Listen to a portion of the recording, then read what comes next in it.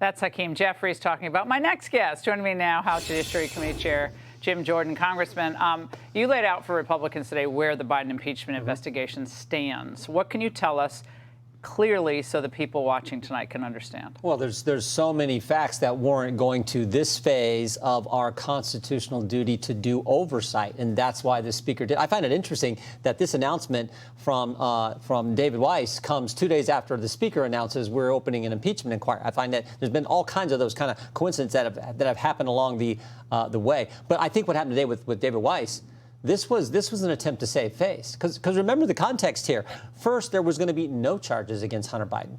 Then it was the sweetheart deal they take to the judge that the judge declines. And then they say, oh, the person who presided over all that, 4.5 years and all that, we're going to make that individual the special counsel. So, of course, he has to do something. And he does this. I think it's largely a distraction from the bigger potential issues here, which is the FARA issue and, of course, the felony tax concerns and the statute of limitations that they let run. So you have all that. We're going to look into it. We're going to do our duty. We're going to be driven by the facts and the evidence and the Constitution. And I'm going to say this again.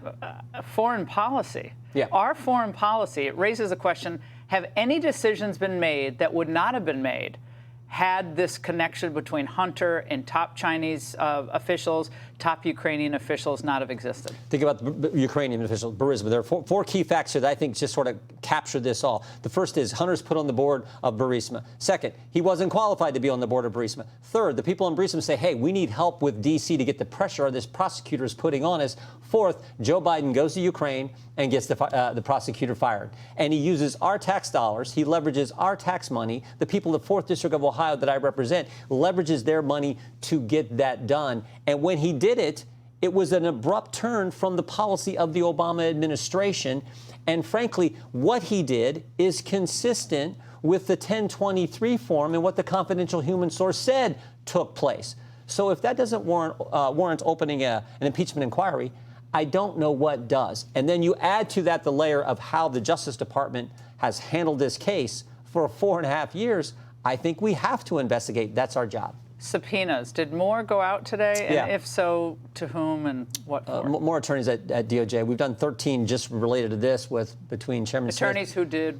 Well, these were attorneys who were part of the investigation, the Hunter Biden investigation, and particularly that meeting that took place on October 7th, 2022, that the whistleblower, Mr. Shapley, said was the red line meeting where he realized there is no fixing this. I'm going to have to go forward and talk about how this case was handled. So we want to talk with people in that meeting and others associated with it. I think it's 13 in total between Chairman Smith, Chairman Comer, and our committee that we want to talk to. We've talked to 3 already, the 2 already in our committee, and a couple more that have been talked to by Chairman Smith. Now, Mitt Romney has spoken out on this impeachment inquiry. You know, he's announced his retirement. He did his big feverino about how populism is dangerous and we need to go back to the old ways, I guess, when Republicans lost everything.